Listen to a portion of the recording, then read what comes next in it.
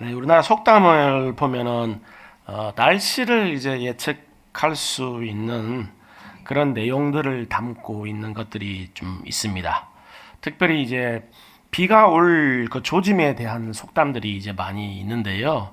예를 들어서 이제 제비가 낮게 날면 비가 온다. 그런 속담이 있죠. 습기가 이제 많아지면은 곤충들이 이제 비가 올 것을 알고 이제 낮은 곳으로 비를 피해서 낮은 곳으로 이제 숨을 장소를 찾는데, 그러니까 제비들도 그 곤충을 먹고 사는 제비들도 이제 낮게 이제 날게 된다는 거죠. 또 무지개가 서쪽에 뜨면 강 건너에 소를 메어놓지 마라. 이제 이런 속담도 있는데요. 그러니까 저기압은 이제 서쪽에서 동쪽으로 이제 이동을 하기 때문에 서쪽에 이제 무지개가 뜨면은 저기압이 다가와서 이제 큰 비가 온다. 그래서 강 저쪽에다 소를 메어놓으면은 이제 소가 이제 떠내려간다. 이제 이런 이제 의미가 되겠죠. 그래서 이제 기상청이 없던 그 옛날에는 이런 징조들을 보고 기후를 예측해서 뭐 추운 겨울이나 또는 뭐 태풍이나 장마들을 이제 대비하곤 이제 했는데요. 지금은 이제 기상청이 있으니까 뭐 큰 태풍이 몰려온 다음에 여러분들은 어떻게 대비하십니까? 이렇게 뭐 아파트 고층 같은 데는 창문에다가 그죠? 이렇게 테이프 이렇게 붙여가지고 이렇게 막 X자로 붙여놓고 뭐 그렇게 한 것 이제 기억이 있는데요. 그런데 오늘 본문을 보면 이제 유대인들도 이런 날씨의 징조를 이제 볼 수 있었다. 자, 이렇게 되어 있습니다. 그러니까 저녁에 무렵에 하늘이 이제 붉으면 그 다음 날 날씨가 좋겠구나. 근데 아침에 날씨가 이제 붉게 이렇게 되면은 그날의 날씨가 이제 안 좋겠구나. 뭐 이렇게 예측을 했다는 것이죠. 그런데 그렇게 날씨는 예측을 잘 하면서도 그래서 그 대비는 그렇게 훌륭하게 하면서도 그들이 정작 가장 잘 대비해야 할 중요한 그런 시대적 표적에 대해서는 그러질 못했다라고 지금 예수님이 책망을 하고 계십니다. 자, 그렇다면 그들이 대비하지 못한 시대적 표적은 무엇일까요? 네, 그 시대적 표적은 바로 예수님이 오신 사건입니다. 예. 그러니까 신이 인간의 모습을 입고 자신이 창조하신 그 시간과 공간 안으로 이제 들어오신 그런 사건인 거죠. 그런데 그렇게 하나님의 아들이 이 세상에 오셨는데 아무런 목적도 없이 오시지는 않으셨지 않겠습니까? 그러니까 그 오신 목적이 매우 의미심장하다는 것인데요. 그 목적이 무엇입니까, 여러분? 인간의 구원과 심판을 위해서 오셨다는 겁니다. 네. 그러면 구원과 심판을 위해서 만약에 오셨다면 지금 인간이 뭔가 잘못됐다는 거잖아요. 뭔가 잘못되어 있으니까 구원하고 심판을 하기 위해서 오셨다는 의미가 되지 않겠습니까? 그러니까 모든 인간은 날 때부터 형벌을 받아야 할 죄인이기 때문인데요. 그렇기 때문에 예수님이 메시아라는 사실을 이제 받아들이게 되면, 우리를 구원하신 구세주라는 사실을 받아들이게 되면 구원을 받게 되지만, 그 메시아라는 사실을 인정하지 않으면은 심판을 받게 된다는 사실을 유대인들은 이제 몰랐던 것이죠. 그러니까 당시 유대인들은 예수님이 메시아인지 아닌지에 대한 확신을 내리지 못하고 있었던 겁니다. 메시아 맞아? 그런 것 같기도 한데 아닌 것 같기도 해. 막 이러고 있었던 거예요, 지금. 아니, 예수님이 메시아라는 사실을 알고 있었음에도 불구하고 사실은 그걸 인정하지 않고 싶었던 것입니다.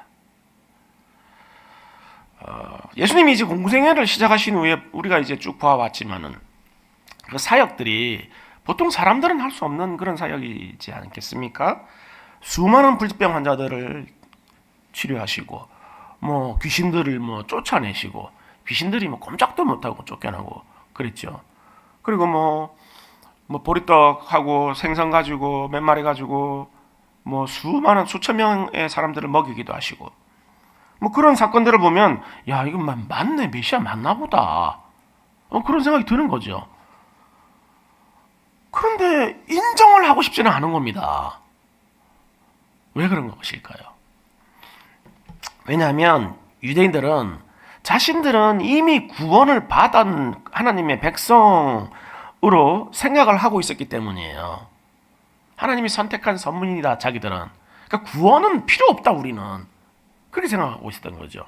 그러면서 대신에 내가 믿고 있으니까 그 하나님 자녀들한테 주어지는 보상만 바라고 있었던 겁니다, 유대인들은. 그러니까 구원은 필요 없고 내 필요한 거 보상해 주세요. 그걸 바라고 있는데 예수님은 그들이야말로 회개를 해야 되고 그래서 구원을 받아야 된다고 그렇게 선포하셨던 겁니다. 그러니까 선민 대접은커녕 어떻게 된 겁니까? 이방인과 전혀 다를 바 없이 죄와 사망에서 구원을 받아야 할 죄인이라고 그렇게 가르치시니까 듣기도 싫고 받아들이고 싶지도 않았던 거죠. 여러분 한번 생각해 보십시오. 뜬금없이 누가 와가지고 구원 못 받았네, 회개해, 안 그러면 좀 심판받아, 누가 그랬다고 생각하면 기분이 좋으시겠습니까? 당신이나 구원 받으세요. 이렇게 당연히 이렇게 되겠죠. 지금 딱 그래서 그 마음인 거예요. 지금 유대인들은 평생을 수천 년 동안을 지금 그 하나님 안에 살아왔고 하나님 믿는다고 그리고 율법을 지켜왔다고 생각하고 있는데 뜬금없이 어떤 청년이 와가지고 구원 못 받았다고 회개하라고, 안 그러면 심판받는다고 이렇게 하니까 지금 도저히 못 받아들이는 겁니다. 근데 이제 상황을 보니까 무작정 인정하지 않을 수도 없고 그렇잖아요. 지금 많은 사람들이 따르고 있고 사역도 그러고. 그러니 혹시라도 진짜 이분이 메시아면 어떻게 되는 겁니까? 자기들이 심판받는 거잖아요. 그래서 확실히 알아야 되겠다, 이분이 진짜 예수님이 진짜 메시아인지 아닌지 확인해 봐야 되겠다. 그래가지고 오늘 본문에서 표적을 좀 보여주세요. 표적을. 그래서 다시 이렇게 요청을 한 겁니다. 그러니까 지금까지 보여준 정도, 환자 좀 치료하고 그 정도의 표적이 아니라 아예 모세의 기적처럼 바다를 쫙 갈라가지고 바다에 그 깊은 바다 속이 다 드러나게 하는 그런 기적 정도, 또 여호수아가 그렇죠, 그 해와 달을 멈춰가지고 하루가 그냥 그대로 멈춰버린 그런 그 날짜 없어진 그런 메모드급의 기적 표적을 보여달라는 거예요. 그 정도 하시면 내가 예수님이 하나님의 아들이고 메시아라는 걸 믿어드릴게요. 이렇게 된 겁니다, 지금 상황이. 예수님 그런 표적을 못 하실까요? 기적을? 아니, 말씀으로 우주를 만드신 분인데 그거 기적입니까, 그게? 그런데 이런 표적과 기사를 보여줘도 그것 때문에 믿음은 안 생긴다는 겁니다. 죽은 사람이 살아나는 그런 역사가 일어나도 믿음은 안 생긴다는 거예요. 예수님 그걸 아시는 거죠. 그래서 그 사실을 아시는 예수님은 그들을 이제 이 악하고 음란한 세대야 하면서 꾸짖으시기만 했던 것입니다. 그러니까 이제 그런 악하고 음란한 죄인들은 심판을 면할 길인 오직 회개로 돌이켜서 믿음을 얻는 것밖에 없다, 지금 이렇게 말씀하신 것인데요. 그러면서 이제 마태복음 12장에서 언급하셨던 요나의 표적을 다시 언급하십니다.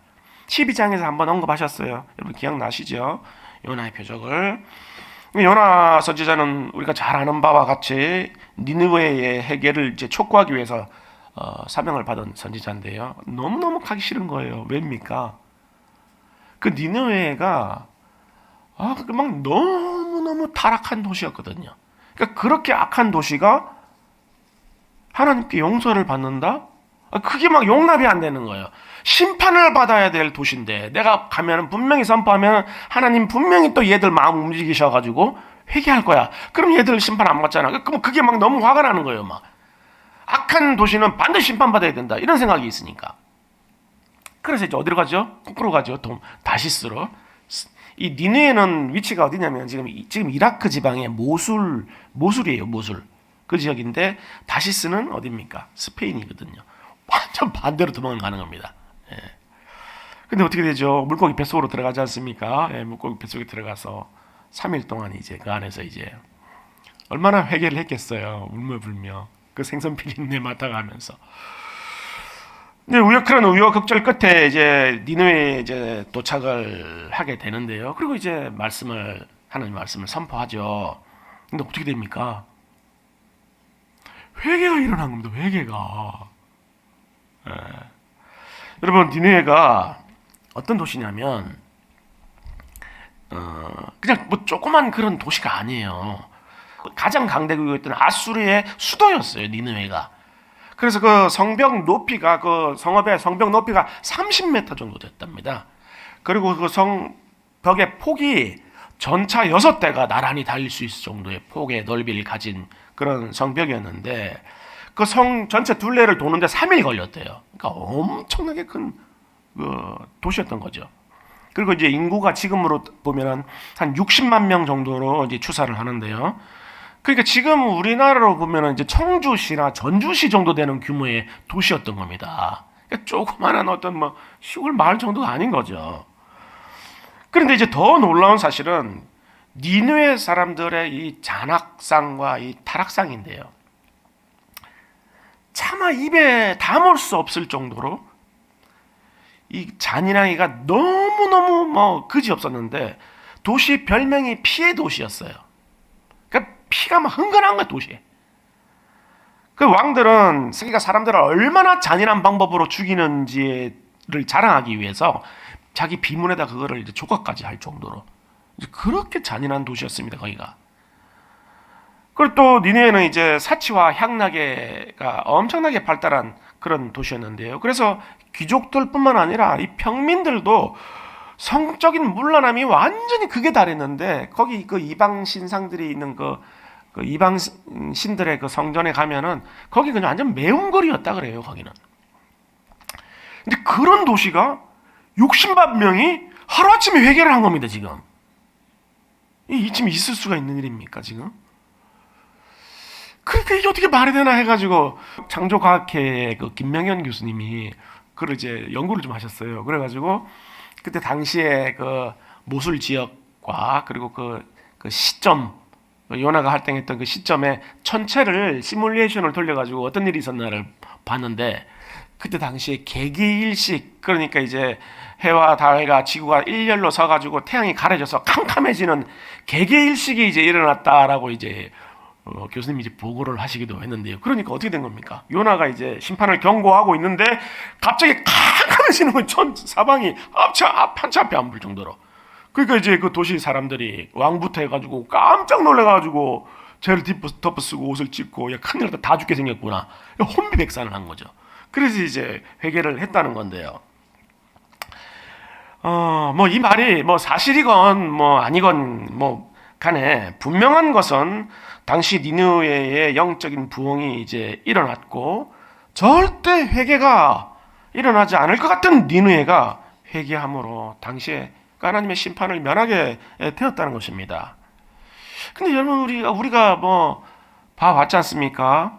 한 도시 정도가 아니라 성령께서 역사하시면 우리가 18세기에 영국에서 일어났던 그 영적 부흥과 같이 한 나라와 그리고 대륙을 건너서 미국까지 하나님 다 부흥시키셨잖아요. 회개시키고 온 나라가 다 회개하고 그 돌이켰지 않습니까? 조지 필드 목사님 말씀 선포를 통해서. 그러니까 뭐 충분히 이해가 가는 거죠. 예. 그러니까 이렇게 타락했던 이방인들도 회개로 돌이킬 수 있다면 하나님의 백성이라고 자부하는 유대인, 바리새인, 서기관 너희들은 더 회개하고 돌이켜야 된다. 예수님이 그렇게 말씀하고 계신 겁니다, 지금. 예수님은 이제 바로 이 사실을 명기시키시면서 당시 유대인들에게 그 시대적 표적을 분별할 것을 이제 촉구하셨는데요. 인류사 가운데 시대를 분별하지 못하고 그 역사의 뒤안길로 사라진 그런 예가 많이 있습니다. 그 대표적인 예가 이제 그 사무라이. 여러분 사무라이 아시죠? 일본의 그 무사들 칼 이렇게 양쪽으로 탁 차고 다니는 그 무사들. 그 일본이 이제 개방될 당시에 막부 시대의 그 일본의 개화를 반대하면서 그 사무라이들이 끝까지 저항을 했어요. 예, 우린 받아들이지 않겠다 총과 칼이 막 다 들어오고 그때 이제 미국에서 막 미국 군인들을 초청해가지고 가르치고 막 이랬는데 사무라이들은 끝까지 우리는 이 정통성을 버리지 않겠다 이러고 고집하면서 싸우다가 다 죽었죠. 예. 한 사람도 남지 않고 다 이제 죽게 되면서 그 사무라이 시대가 이제 그렇게 역사의 뒤안길로 사라지게 되는데요. 그렇게 이제 예수님은 이 세상에 자신이 오심으로 새로운 시대가 왔다라는 사실을 이제 선포하신 겁니다. 왜냐하면 하나님께서 창조하신 후에 보시기에 좋았다라고 말씀하시며 기뻐하셨던 이 세상이 어떻게 된 거죠? 첫사람 아담이 말씀에 불순종하면서 죄인이 된 이후에 죄인을 감금하는 감옥과 같이 된 거예요, 이 세상이. 그러니까 날 때부터 우리는 하나님의 불순종하면서 태어났기 때문에 다 죄인으로 태어났으니까 사실은 이 지구는 창살 없는 감옥인 겁니다. 다 죄인이기 때문에. 그거를 인식을 해야 되는 거예요, 지금. 여러분, 그 증거가 뭡니까? 어떤 분들은 난 지금 너무 행복한 자유롭게 내가 다니고 싶은데 다 다니고 뭐 행복한데 뭐. 근데 여러분 이게 이 세상이 감옥이라는 그 증거가 뭐예요, 여러분? 우리 삶 가운데 있는 고통, 그 고통과 죽음입니다. 죽잖아요, 결국은. 그게 증거예요. 그러니까 첫사람 아담이 범죄하기 전에는 고통도 없었고 죽음도 없었습니다. 그렇죠? 그러니까 죄가 들어오면서 우리가 죄인이 되면서 우리 삶 가운데 고통이 들어오기 시작한 거고 죽음이 온 거예요. 그러니까 형벌이죠, 형벌. 그러니까 하나님께서 말씀에 불순종하면 정령 죽으리라고 말씀하셨는데 그 말씀에 불순종함으로 인해서 죽음이 이제 들어오게 된 것이죠. 그리고 그 죽음으로 인한 그 죽음이라는 그 불치병, 피할 수 없는 그 형벌, 그 형벌의 증상이 뭡니까? 우리 삶 가운데 있는 이런저런 고통인 겁니다. 때로는 질병으로, 때로는 가난으로, 기아로, 천재지변으로, 관계 속에서 수많은 그 고통이 죽음이라는 그 형벌 때문에 우리가 이런 고통을 겪게 된 거예요. 그러니까 모든 사람들은 예외 없이 죽음을 피할 수 없다는 그런 사실이야말로 우리가 지금 죄인된 신분이며 지금 형 집행을 받고 있는 거대한 감옥에 있다는 사실을 보여주는 그런 가장 강력한 증거인 것이죠. 그런데 어느 누구도 거기서 빠져나올 수 없는 그런 비참한 운명에 있는 그 사람들을, 그 영혼들을 불쌍히 여기신 하나님께서 누구를 보내주신 것입니까? 예수 그리스도를 보내주신 것입니다. 인류의 유일한 한 줄기 희망 서광 예수 그리스도를 보내주신 것인데요. 바로 그 예수 그리스도가 오심으로 해서 이 땅에 하나님 나라를 가지고 들어오신 거예요. 이 세상 나라로 끝이 날 이 비극적 운명 가운데 있는 우리를 위해서 하나님 나라를 예수님이 가지고 들어오신 거예요, 이 세상에. 그러니까 감옥과 다를 바 없는 세상 나라에서 우리를 얽어매고 있던 이 쇠사슬, 여러분들 쇠사슬 보이세요? 죄가 우리를 끌고 다니잖아요. 꼼짝 못하잖아요. 그게 쇠사슬인 거예요. 죄의 노예로, 마귀의 노예로 살아가고 있는 우리를 얽어매고 있던 그 모든 쇠사슬이 딱 단박에 딱 끊어지면서 터져버리고 자유인의 신분이 되면서 하나님 나라로 들어갈 수 있게 된 겁니다. 제가 여러분 그림 하나를 준비해 왔는데요. 한번 보십시오. 자, 모든 인류는 이렇게 날 때부터 하나님의 말씀에 불순종하는 죄인이 되면서, 그렇죠? 멸망을 향해 달려갑니다. 근데 세상 나라는 언제 끝이 나는 겁니까? 재림, 예수 그리스도가 재림하는 그 시점에 세상 나라는 사라지게 되는 거죠. 그렇죠? 예. 그러니까 이 세상에서 계속 남아있으면 세상 역사가 사라질 때 어떻게 된다는 겁니까? 심판을 받게 된다는 거예요, 재림 때. 그런데 그렇게 사라질 운명의 세상 역사 가운데 예수님이 하나님 나라를 가지고 들어오신 거죠. 언제요? 초림 때. 그렇죠? 그러니까 초림과 재림의 이 시간은 겹치잖아요, 지금. 이때가 바로 복음의 시대라는 겁니다, 복음의 시대. 근데 이때 뭐를 해야 되는 겁니까, 지금? 자, 우리가 어느 목적지에 우리가 예를 들어서 여행을 간다고 하면 목적지에 한 번에 못 가면 어떻게 해야 되죠? 갈아타야 되잖아요. 한 번에 못 가면. 그렇죠? 우리가 멸망당하지 않기 위해서는 어떻게 해야 되는 겁니까? 그러면 세상 나라에 속해 있는 우리가 하나님 나라로 옮겨가야지요. 예.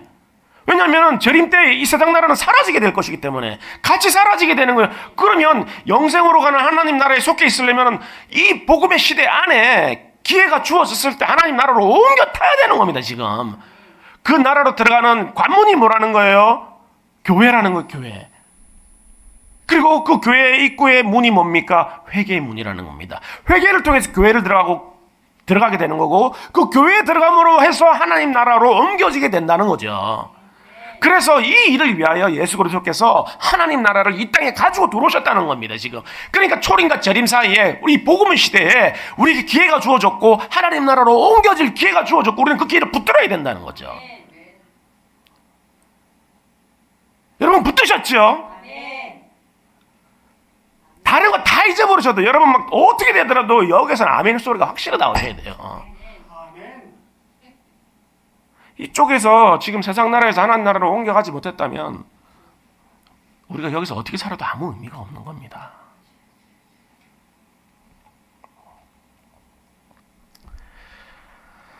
구약 성경의 모든 선지자들이 이렇게 오실 메시아 하나님 나라의 도래를 증거하는 사역을 했던 거예요. 선지자들이 계속 외쳤던 게 다 이 얘기인 겁니다. 지금 구약 전체 얘기예요. 지금 이게 자 그림 하나로 정리를 하는 거예요. 지금 그리고 마침내 그 약속의 주인공이 이 땅에 오신 것으로 당시 유대인들은 이렇게 오신 예수님을 메시아로 인정을 하지 않고 계속해서 표적만 구하고 있는 겁니다. 당신이 메시아입니까? 하나님 나라로 옮겨 들어가지 않고는 계속 표적만 구하고 있어요. 표적을 보여주면 내가 옮겨갈게요. 지금 우리 입장에서 보면은 참 사람들 참 고집도 세다. 그만큼 아니 예수님하고 같이 동시대에 예수님을 보고 있으면서도 그걸 안 믿고 저러고 있나 싶은 생각이 드는 거죠 지금. 그러나 문제는 우리가 예수님이 십자가에서 죽으시고 부활하는 사실까지 우리는 다 확인했습니다. 그렇죠? 성경을 통해서 다 확인했습니다. 그리고 그들이 가지고 있지 못했던 신약 성경도 가지고 있어요. 우리는 다 가지고 있는데 어떻게 한다는 겁니까? 실상 그들과 별반 다르지 않다는 겁니다. 이게 비극이에요. 이게 왜죠? 계속해서 우리도 우리 삶에 기적 베풀어 달라고 그리고 매달리고 있기 때문이에요. 유대인들도 계속 표적 보여달라고 그러잖아요. 우리도 우리 삶에 계속 기적 베풀어 달라고 그러고 있는 겁니다. 지금 그러면 잘 믿겠다는 거죠. 유대인들 그러면 내가 메시아로 인정하겠다는 거잖아요. 우리도 하나님 나한테 기적 베풀어 주시면 그때부터 더 잘 믿겠다는 거죠. 똑같이요. 바리새인들하고. 그러니까 유대인들은 예수님을 메시아로 인정하지 않기 때문에 예수님의 말씀에 순종하지 않았다면 우리는 예수님을 메시아로 인정하면서도 말씀에 순종하지 않고 있는 겁니다. 지금. 그러니까 결론적으로는 뭡니까? 둘 다 예수님 말씀에 순종하지 않고 있는 건 똑같다는 거예요. 여러분 하나님께서 왜 우리에게 순종을 요구하시는 겁니까? 우리가 하나님께 순종하면 하나님께서 뭐 얻으실 것이 있을까요? 기분이 좋으실까요? 얘들이 내 말 잘 듣네. 기분이 좋으셔서 그러실까요?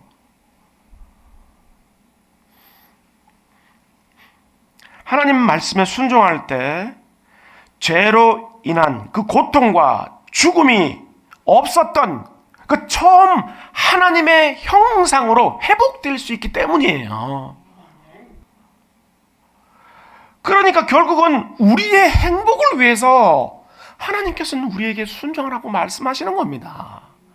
하나님은 얻으실 게 없어요. 하나님은 그분 스스로 만족하시는 분이죠. 우리 다 공부했잖아요. 우리가 하나님 말씀 순종 안 하면 어떻게 되죠?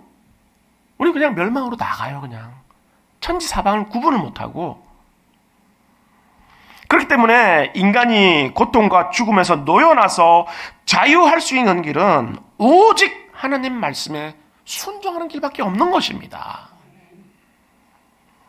그러나 우리는 하나님이 우리의 주인 되시는 것이 끝내 싫어서 말씀에 불순종하는 것인데요. 그러니까 유대인들은 예수님을 메시아로 인정하지 않는 것이나 우리가 하나님 말씀에 불순종하는 것이나 그 모든 원인은 동일하게 예수님이 우리 주인이 되시는 게 싫어서예요.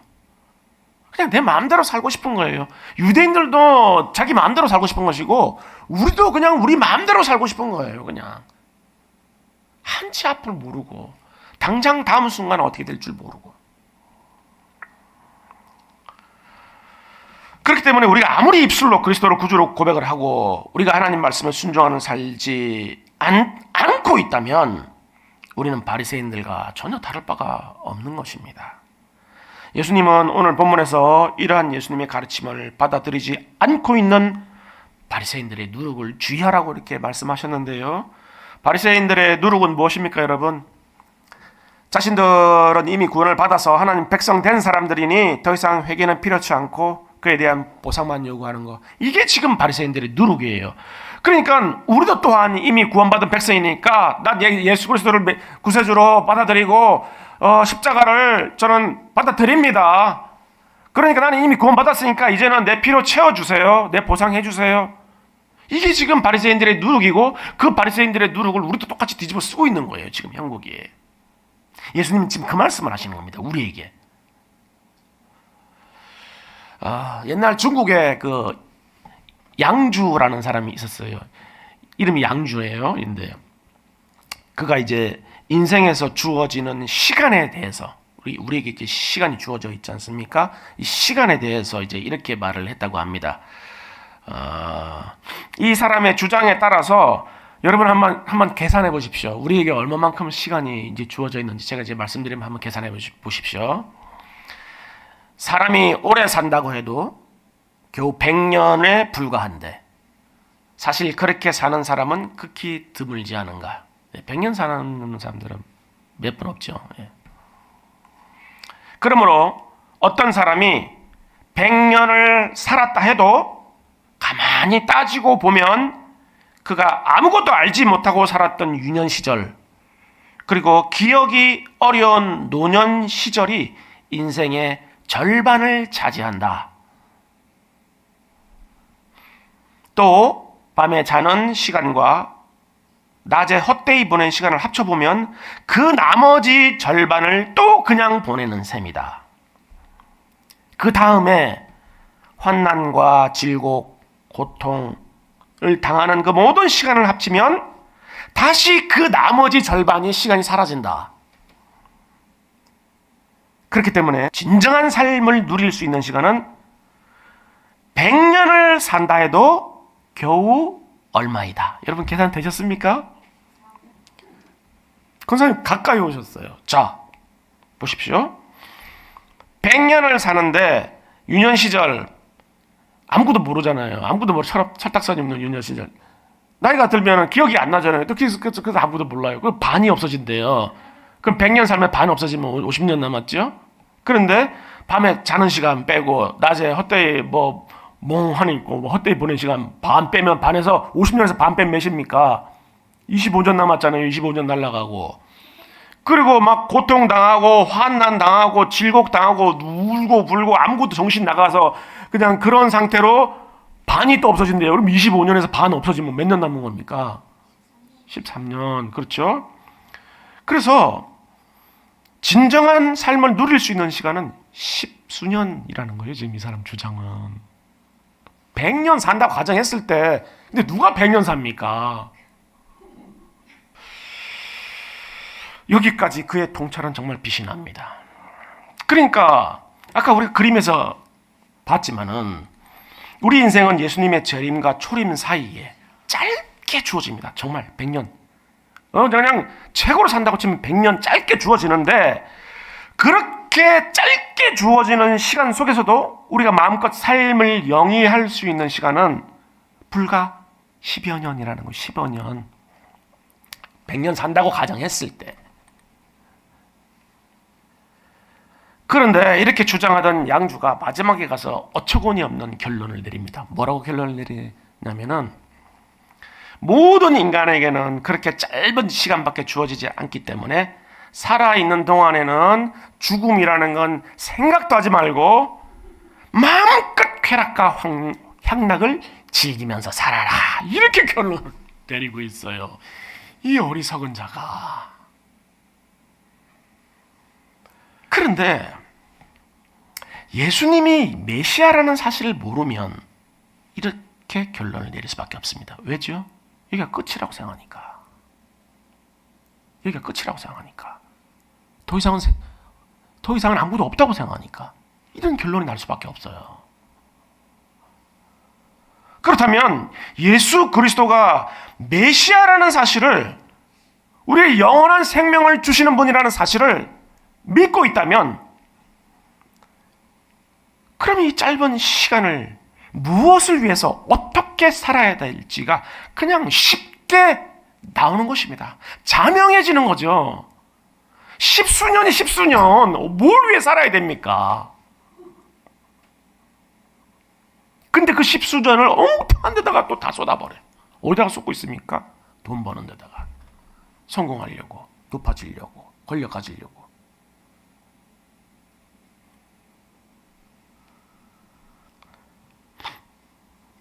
우리에게 주어진 이 짧은 시간은 우리에게 영원한 생명을 주신 하나님의 말씀을 딱 붙들고 하나님을 기쁘시게 해드리는데 전력을 다해야 되는 겁니다.